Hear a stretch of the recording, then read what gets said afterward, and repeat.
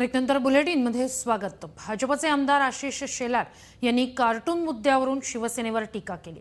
संजय राऊत यांच्याशी माझे कोणतेही वैयक्तिक मतभेद नाहीत। कार्टून मुद्द्यावर शिवसेना मराठा समाजाची माफी मागू शकत होती, मात्र मराठा समाजाची माफी मागायची संधी ते गमावून बसले, अशी टीका आशिष शेलारांनी केली। दादरमधल्या शिवाजी नाट्य मंदिरमध्ये आयोजित साई भक्त मेळाव्यात ते बोलत होते। जो एग्जीक्यूटिव एडिटर होता है उसको अपने पेपर में जो छप के आता है उसको वो सार्वजनिक रीति से नहीं बोल के नकार नहीं सकता, उसकी जिम्मेदारी उनको लेनी ही पड़ेगी।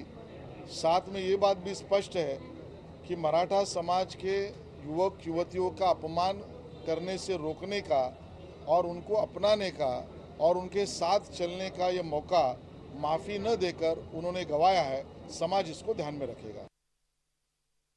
मराठा मूक मोर्चाबाबत वादग्रस्त ठरलेल्या व्यंगचित्रावरून काँग्रेस नेते नारायण राणे यांनी शिवसेना पक्षप्रमुखांवर जोरदार प्रहार केलाय। उद्धव ठाकरे माफी मागणार नाहीत तर काय सामनाचा चपराशी माफी मागणार, असा सवाल नारायण राणेंनी उपस्थित केलाय। ठाण्यातल्या गडकरी रंगायतन इथं झालेल्या कार्यकर्ता मेळाव्यात ते बोलत होते। मराठा असा इतिहास विसरत नाही, केलेले आघात मराठा कधी विसरत नाही। जखम बुजते पण वन राहतो ना, तसं या ठिकाणी माफी प्रभुदेसाईंनी मागून का होणार नाही। मालक संपादक जे आहेत आणि कार्यकारी संपादक यांनी माफी मागितल्या पाहिजे, त्यांच्या परवानगीशिवाय छापलं जात नाही। आणि व्यंगचित्र जे काही सांगतंय त्यामुळे मराठ्यांची मनं दुखावली आहेत आणि ते मराठे कधीही माफ करणार नाहीत। माफीची अपेक्षा आम्ही त्यांच्याकडून काय करायची? सुसंस्कृतपणा पाहिजे माफी मागायला।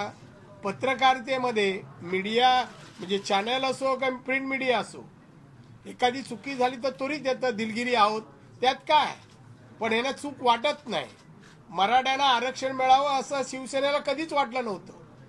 मी अध्यक्ष होतो, एकही निवेदन त्यांचं शिवसेनेकडून आलं नाही, बीजेपीकडून आलं होतं, स्वतः विनोद तावडेने येऊन दिलं होतं, पण कधीही शिवसेनेकडून मराठा समाजाला आरक्षण द्या आधी कसत कधी नव्हतं।